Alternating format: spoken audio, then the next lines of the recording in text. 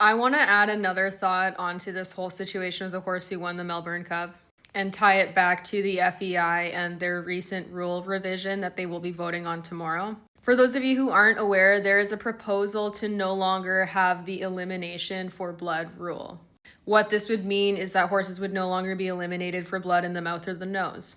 Instead, riders would just get a warning if they had more than 2 bleeds in a 12-month period, which is insane.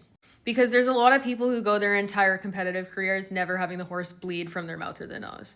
So to have it happen twice in a 12-month period is a huge concern.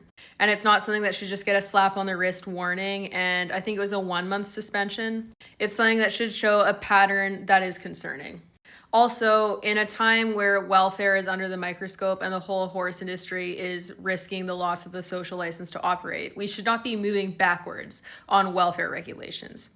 But the reason why this is important, and I want to link it to the Melbourne Cup, is that the excuses people are making to justify the blood in the mouth of the horse from that race and shrug it off as a non-issue are the same types of attitudes and excuses that we see that are behind the idea of this rule of revision in the first place. People are constantly trying to downplay and disregard clear ethical violations in horse sports. They are constantly trying to shrug them off as a non-issue. And we see this becoming a problem in different sports. It's not just something that's an issue in one specific horse sport. It's not just horse racing. These attitudes are everywhere. And when they are normalized in one horse sport, it impacts all horse sports. So take note of how quickly people shrug off and try to explain away a horse who is bleeding pretty significantly from the mouth, and how quick they are to insist that it's a non-issue and of no concern.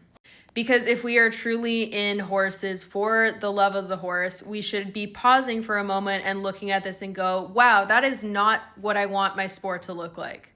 And that is not okay. That should not be something that we just shrug off, because horses don't get to consent to competition.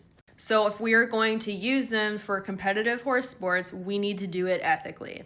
And we need to stop this egotistical, human-centered mindset that seeks to explain away any issue that happens in competition. Like the fact that people's immediate response, so many people, is to just be like, oh, this is a non-issue, he just bit his tongue or his cheek. That's their go-to response. They don't even pause to consider that it might be an issue, that it might be a rider error, or that the fact that he bit down that hard is an indicator of something else.